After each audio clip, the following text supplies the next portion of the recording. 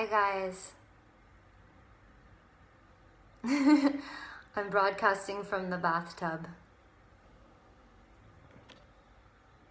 Hey guys. Okay, so before I start reading chapter 2 in the story of X, I just had a few little things I wanted to get through. The first thing is a few people yesterday were accusing me of exploiting artists and taking illustrations for free and selling them.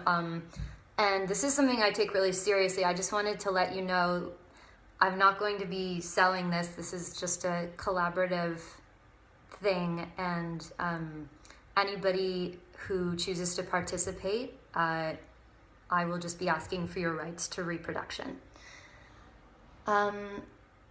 Oh yeah, and the other thing is people were just asking how they submit their illustrations. Very simple, just tweet them at me. I'll be keeping a close eye on my feed. Okay. I will come to Amsterdam and snatch your weave one day. Okay, so here we go.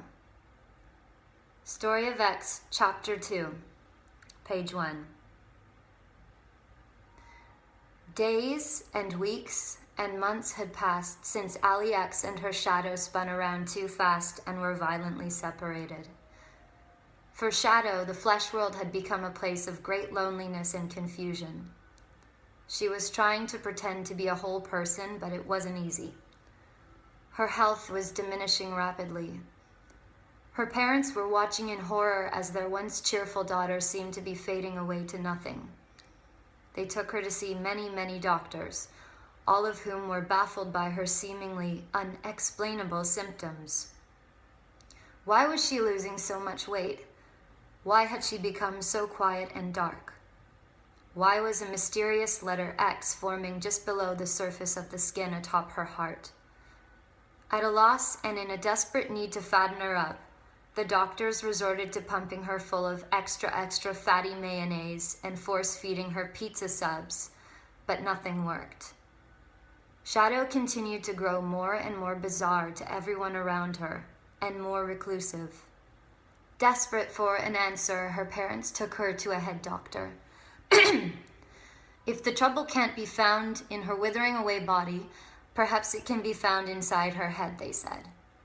After weeks of invasive tests, the doctor concluded that Shadow simply could not be helped.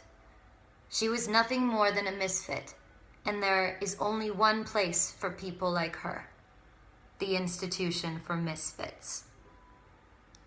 Page 2.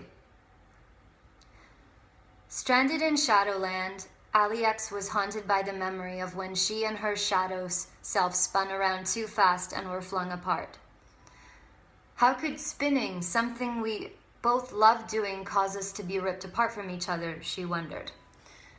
To fill what felt like an eternity of endlessness, Allie X spent her days and nights alone in her cave, practicing the X chord until her fingers bled. She was completely fixated on what the Wizard of X had told her.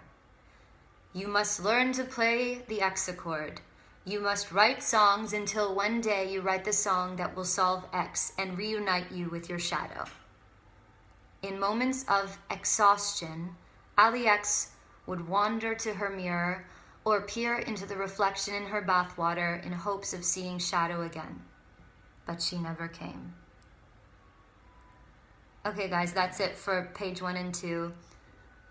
After this, I'm going to send out this copy, these words, with a little blank space where you can put in your illustration, and then you have till Sunday to submit. Okay, see you soon.